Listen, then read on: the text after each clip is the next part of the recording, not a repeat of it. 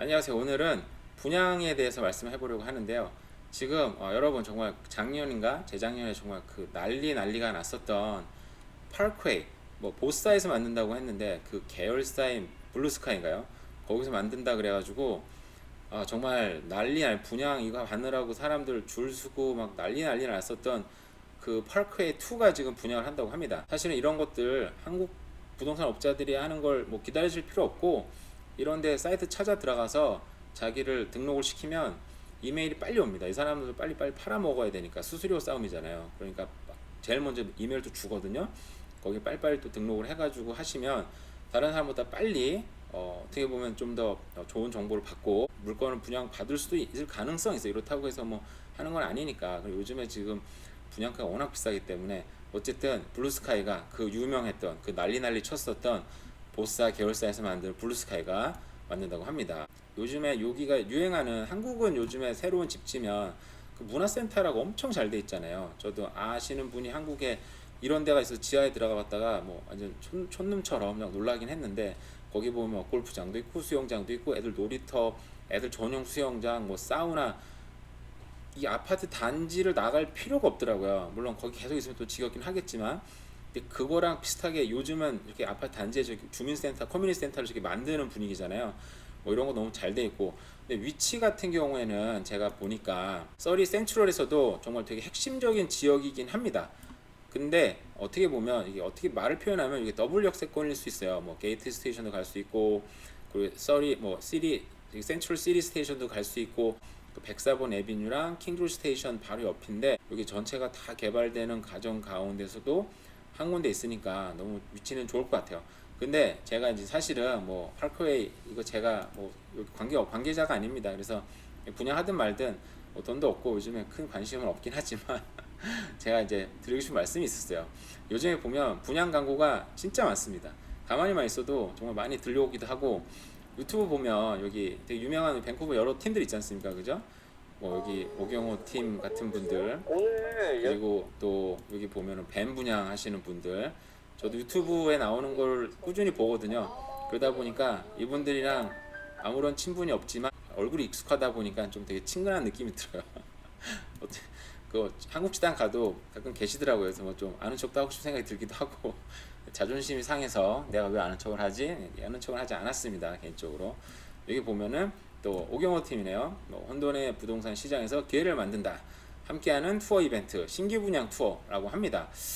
정말 이게 신규 분양이 정말 쏟아지고 있어요. 한국 기사를 잠깐 보겠습니다. 밤잠 설치며 자격증 힘들게 땄는데 개인 공인중개사 망연자실. 자, 무슨 일이 있었을까요? 한국에서도 보면은 지금 역대급 거래 절벽이 이어지고 있다고 합니다. 근데 한국뿐만 아니라 지금 캐나다도, 지금 미국도 거의 전 세계가 똑같이 겪는 현상이에요.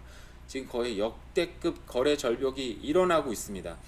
근데 저도 한국 뉴스를 보든 미국 뉴스를 보든 캐나다 뉴스를 보든 지금 거의 한 흐름으로 가고 있어요. 시간차가 약간 존재하긴 하는데 한 가지 흐름으로 가고 있는데, 거래 절벽은 떨어졌고 집값은 떨어지는데, 예를 들어서 한국도 그렇고 월세가 지금 어마어마하게 오르고 있고 여기도 지금 월세가 어마어마하게 오르고 있잖아요. 그러니까 시장의 조정장이긴 하지만 대세 하락은 아니고 그냥 그 시장의 흐름이 지금 바뀐 상황인 거죠. 근데 요즘에 그러다 보니까 부동산 업자가, 제가 이제 여기 관련된 글을 하나 썼는데, 새로운 집 분양, 새 분양에 지금 엄청나게 지금 노력을 쏟아붓고 있는 상황이에요. 왜 그럴까? 뭐 당연한 일이고, 그분들 돈을 버셔야 되잖아요. 그죠? 당연히 그분들은 뭐새 집을 팔든 뭐 옛날 집을 그 구축을 팔든 팔아서 수수료를 버셔야 되는 분들이니까, 지난 2, 3년간 완전히 불장이어가지고 뭐 보니까 휴가도 못 가고 뭐 휴가를 못 갔다는 얘기도 듣고 밥도 제대로 못 먹는다는 얘기도 막 들은 적이 있어요. 그 정도로 해서 돈도 많이 버셨겠지만, 사실은 우리가 또 아까도 뭐 여기 뱅크 유명한 팀들 보면 얼굴을 좀 알아볼 정도 있는 사람들은 나름대로 유명하신 분들이잖아요. 근데 그런 분들 외에도 우리가 뭐 이름 모르는, 아니면 새로 시장에 막 진입하고 있는, 이름을 알 수 없는 부동산 업자들, 한 명은 또 제 후배인데 은행에서 오랫동안 근무를 했는데 이번에 모기지 브로커로 한번 비즈니스 하려고 했는데 자기보다 3, 4년 전에 만나 나간 애들은 돈을 엄청 벌었다 그러더라고요. 그때는 불장이었잖아요. 모기지 브로커도 돈 많이 벌었겠죠. 지금 시장 확 꺾이니까 나 못 나갈 것 같다. 다시 그냥 직장에서 생활해야 될 것 같다. 얘기를 하더라고요. 그 정도로 시장이 지금 급변하고 있는 상황인데, 저도 개인적으로 뭐 보험도 영업도 해봤고 자동차 영업도 짧게 해봤습니다.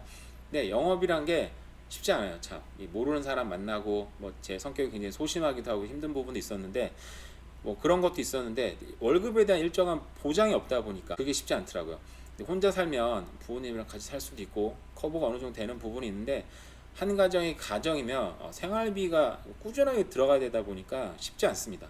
그리고 영업이란 게 희한한 게 앞에서 돈을 벌어요. 뭐 팔긴 파니까 돈을 벌긴 버는데 근데 뒤에서 까지는 경우가 굉장히 많아요.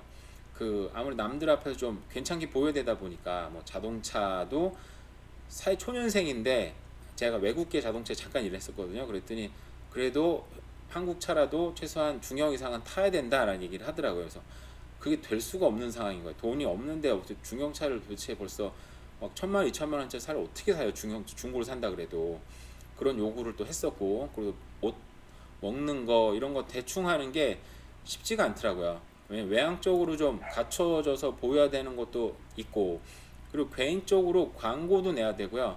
뭐 편지나 회사 달력 이런 공짜로 받는 게 아닙니다. 저도 부동산 업자분들이 뭐 달력을 가끔 보내주세요. 고맙죠. 근데 그런 것들도 다 회사에 돈을 내고 사는 거예요. 그래서 그런 브로커지들은 사실은 그 소속된 회사 사람들한테도 물론 그런 편의를 제공해서 영업을 잘하게 하는 것도 있지만 또 그런 걸 팜으로써 그리고 우리가 저기 집 팔리면 앞에 솔드 꽝꽝꽝 붙이잖아요.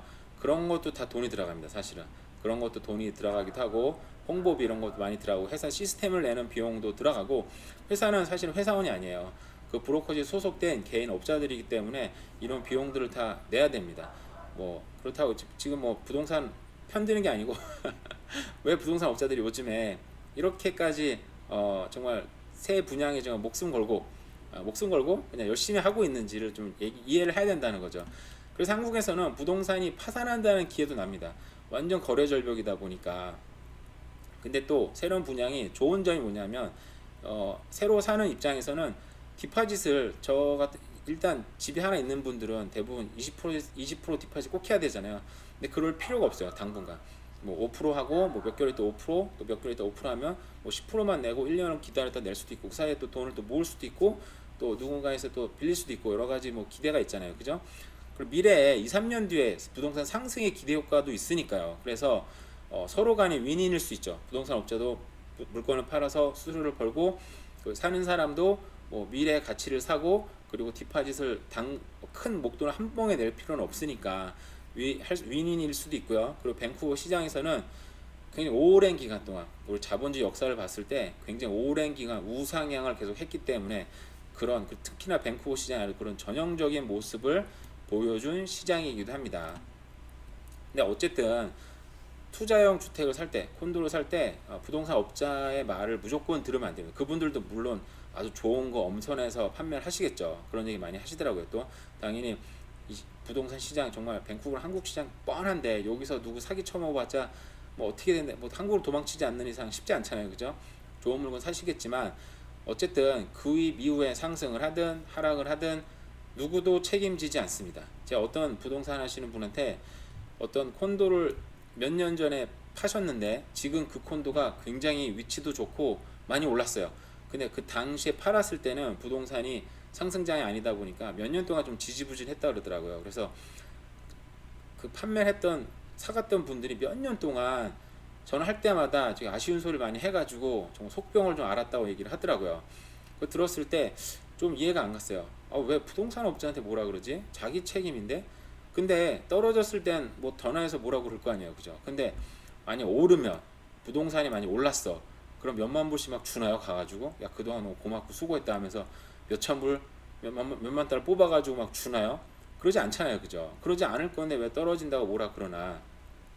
물론 저도 부동산 대세 하락장을 개인적으로 맞아본 입장이다 보니까 이 부동산 사고선 당연히 올라갈 거라고 막 하는데 그게 떨어졌을 때 그 아쉬움과 정말 그 누구한테 좀 원망을 하고 싶은 그런 마음은 충분히 이해가 됩니다. 물론 오를 거라고 사긴 했으니까요. 하지만 부동산 투자는 정말 누구의 말도 믿어서는 안 됩니다. 자기 100% 책임이라는 거. 그리고 또 한 가지 요즘에 신축이 너무 비싸게 분양을 해요. 네, 이게 뭐 사기친다는 얘기가 아니고 이분들도 당연히 자기 이익을 남겨야 되고, 그리고 뭐 가스비 올랐고 인건비 올랐고 자재비 올랐고 요즘 떨어진다고 하긴 하더라고요. 그런 어마어마한 비용을 다 측정이 되는 거잖아요. 그러다 보니까 신축과 구축의 가격이 지금 점점점 벌어지고 있어요.